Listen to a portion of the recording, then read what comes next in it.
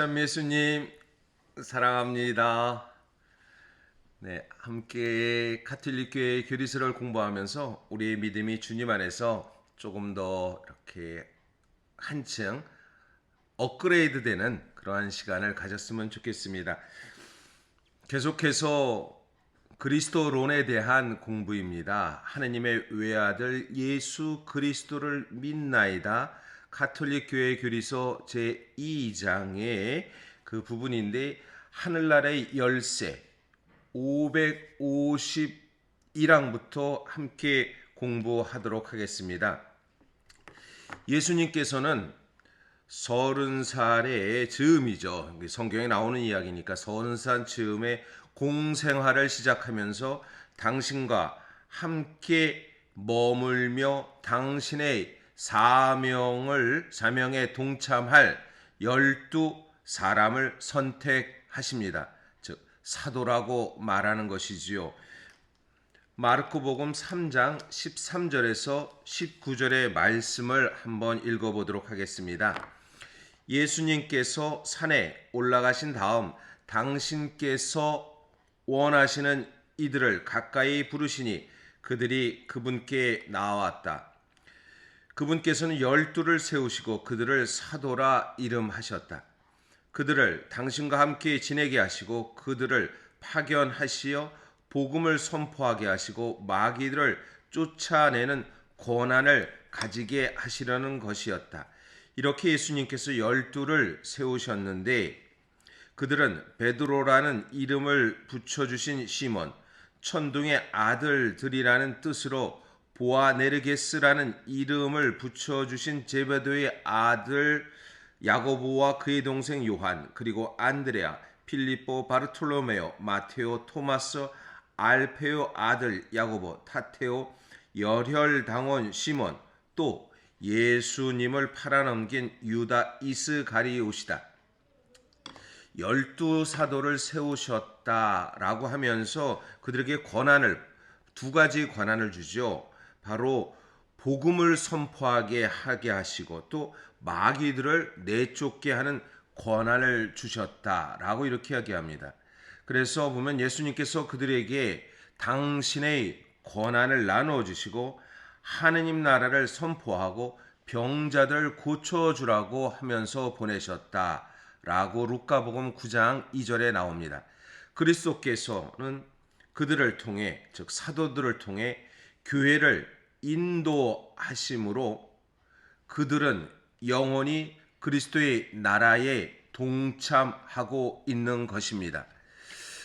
12사도들에 대해서 이렇게 보면 우리들도 주님의 제자들 가운데 그들이 갖고 있는 역할, 기능이 무척 크지요. 그래서 루카복음 22장 29절에 30절 이런 말씀이 있습니다. 내 아버지께서 나에게 나라를 주신 것처럼 나도 너희에게 나라를 준다. 그리하여 너희는 내 나라에서 내 식탁에 앉아 먹고 마실 것이며 옥좌에 앉아 이스라엘의 12지파를 심판할 것이다. 구약에서의 이 이스라엘이 왕국이 되기 전, 왕정이 되기 전 12지파의 개념처럼 부족국가죠. 개념처럼 예수님께서 구약의 이스라엘이 신약의 이스라엘로 변하는 것은 당신이 하느님 나라의 선포이며 그리고 이 당신이 하느님 나라의 선포가 이 세상에 오실 때 바로 사도들을 통해서 12사도들을 통해서 당신의 나라 즉 하느님 나라가 이 세상에 온다라는 것을 이렇게 보여주십니다. 이 12의 사도단 가운데 시몬 베드로가 그 첫째 자리를 차지하게 됩니다. 첫째 자리를 차지하게 된다. 이것은 시몬 베드로를 통해서 사도 좌의 으뜸의 자리를 주신다라는 것입니다. 예수님께서 그에게 유일한 임무를 맡기십니다. 즉 성부의 계시에 힘입어 베드로는 스승님은 살아계신 하느님의 아들 그리스도이십니다 라고 고백합니다. 마태복음 16장 16절에 나오는 말씀이지요. 그리스도라고 고백하는 것, 그것을 바로 사도 베드로가 갖고 있는 권한입니다. 이에서 예수님께서는 너는 베드로다. 내가 이 반석 위에 내 교회를 세울 터인즉 저승의 세력도 그것을 이기지 못할 것이다라고 선언합니다. 살아있는 돌이라고 베드로 전서 2장 4절에 이렇게 살아있는 돌이라고 어떻게 보면 베드로에게 이야기는 말씀인데요. 한번 베드로 전서 2장 4절의 말씀을 한번 읽어보도록 하겠습니다. 주님께 나가십시오. 그분은 살아있는 돌입니다. 사람들에게 버림을 받았지만 하느님께는 선택된 값진 돌이십니다. 라고 하면서 그리스도, 살아있는 돌이신 그리스도께서 베드로 위에 당신 교회를 세우고 죽음의 세력에 대해서도 이길 수 있는 것 보장했습니다. 여러분도 그래서 살아있는 돌로서 영적 집을 짓는 데 쓰이도록 하십시오. 그리하여 하느님의 마음에 드는 영적 재물을 예수 그리스도를 통하여 바치는 거룩한 사제단이 되십시오. 그래서 성경에 이렇게 말씀하십니다. 베드로전서 2장 6절에 보라 내가 시온의 돌을 놓는다. 선택된 값진 모퉁이 돌이다. 이 돌을 믿는 이는 부끄러운 일을 당하지 않을 것이다. 그러므로 믿는 여러분에게는 이 돌이 값진 것입니다. 그러나 믿지 않는 이들에게는 바로 걸려 비틀어지는 바위입니다. 라고 얘기합니다. 살아있는 돌 예수 그리스도를 통해서 반석이지요. 바로 거기에 베드로를 통해서 바로 교회가 세워진다라는 것을 얘기합니다. 베드로는 그가 고백한 신앙 때문에 교회에 흔들리지 않는 반석으로 남게 됩니다. 베드로는 어떤 쇠퇴로부터 이 신앙을 보호하고 형제들의 신앙을 굳건하게 하는 사명을 맡게 되는 것입니다. 베드로가 사도로서 으뜸이라는 것은 루카복음 22장 32절의 말씀에서 우리는 이렇게 알 수 있습니다. 베드로에게 했을 때 베드로야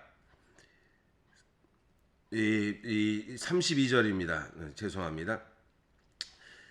나는 너의 믿음이 꺼지지 않도록 너를 위해 기도하였다. 그러니 내가 돌아오거든 내 형제들의 힘을 북돋아 주어라. 베드로에게 당신을 모른다고 부인했던 그 모습을 한번 얘기하면서도 권한에 대해서 얘기합니다. 이 권한은 너를 위해 기도하고 내가 돌아올 때 내 형제들에게 힘을 북돋아 주어라 라는 것은 바로 신앙의 굳셈을 베드로를 통해서 드러난다는 것이죠. 12사도의 으뜸인 베드로는 사실 성격도 불과 같고 그리고 지적인 측면은 없죠. 그렇지만 주님에 대한 믿음 그리고 그분을 향한 강한 이 일편단심의 마음이 있기 때문에 흔들리지 않는, 이미 베드로는 주님께서 살아계실 때 3번이나 부인했습니다. 그러나 주님의 부활을 통해서 베드로는 누구보다도 모든 교회 일치를 위해서 일했다는 것입니다. 553항입니다. 예수님께서 베드로에게 특별한 권한을 주십니다. 나는 너에게 하늘나라의 열쇠를 주겠다. 그러니 내가 무엇이든지 땅에서 매면 하늘에서도 매일 것이고 내가 무엇이든지 땅에서 풀면 하늘에서도 풀릴 것이다. 마태복음 16장 19절의 말씀입니다. 이러한 열쇠의 권한은 하느님의 집, 곧 교회를 다스릴 권한을 가리킵니다. 착한 목자이신 예수님께서 부활하신 뒤에 이 임무를 확인해 주십니다. 내 양들을 잘 돌보아라. 메꿔 푸는 권한은 죄를 용서하고 교의에 관한 판단을 선포하고 교회의 규율에 관한 결정을 내리는 권한을 말합니다. 권한, 아우토리타스라고 말합니다. 이 권한에 대해서 얘기했을 때 어떤 힘, 그리고 위에서 지배하는 그 권한이 아니라 예수 그리스도의 봉사 직무를 통해서 내려지는 그 권한입니다. 세상에서 보는 권한이 아니라 바로 그리스도의 눈에서 보는 예수 그리스도의 그 사랑과 겸손, 온유와 친절의 마음이 공동체 안에 일치될 수 있도록 하는 그 권한이 베드로에게 주어진 것입니다. 예수님께서는 사도들의 직무를 통하여 특히 베드로의 직무를 통하여 이 권한을 교회에 맡기십니다. 예수님께서는 분명 하느님 나라의 열쇠를 베드로에게만 맡기신다는 것입니다.